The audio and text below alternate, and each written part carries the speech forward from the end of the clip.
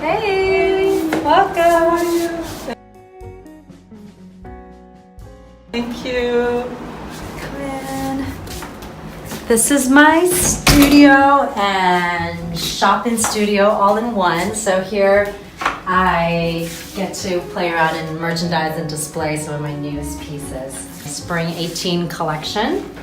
I was talking about how you can see in this photo shoot that I was really playing with the idea of reversibility.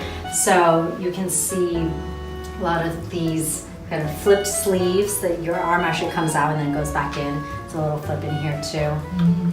We use a lot of materials that are very tactile. They always have some kind of interesting touch. And I like to layer things in a very unexpected way. So like these are just sleeves that are attached by a ribbon that you can layer over different styles. That's usually used in bomber jackets.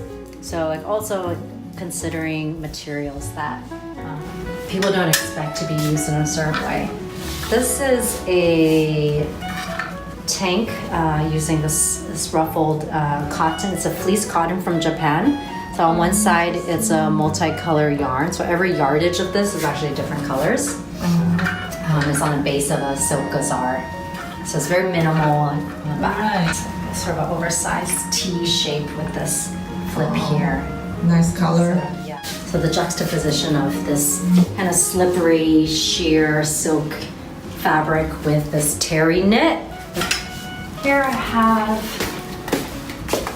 you can see the same style in the sleeve. This is the topsy-turvy shirt. This is in a chintz.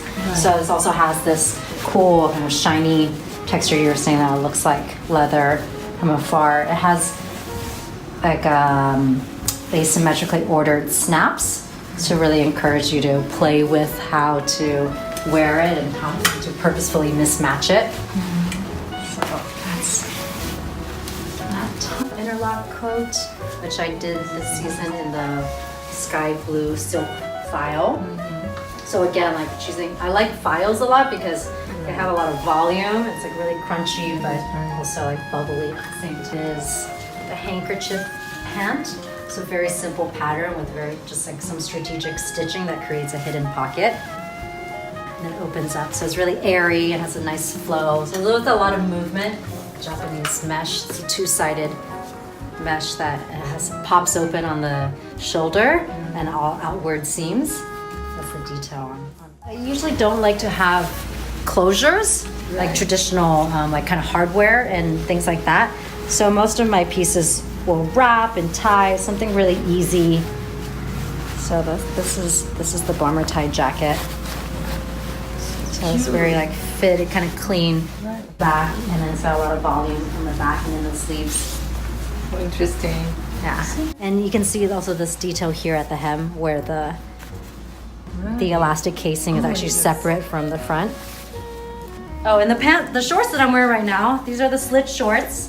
So, interesting. Yeah, so you can see it's actually very asymmetric. You can see it very clearly from the back. Right. The cut and the hem. There's two little pockets here.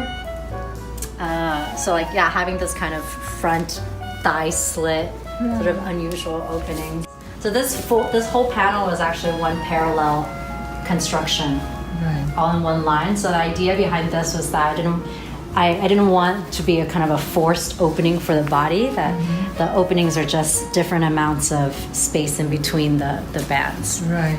Yeah, it's different because I don't usually use prints, but the ones that I do choose are ones that really have a feeling of the hand in it. Like this really looks like someone painted, it's very calligraphic. Right. So I like to choose things that are like very organic.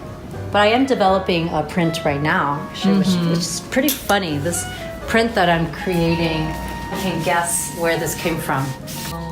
Bees? Yeah, it comes from nitro-coated gloves. So these are like gardening gloves. Oh, really? Yeah, so they put on this like sort of silicone rubber so that you can touch things. This whole collection is about, it's almost kind of sci-fi, but it's about like armor that we're wearing, a kind of a second skin that allows us to have kind of superpowers or like more skills.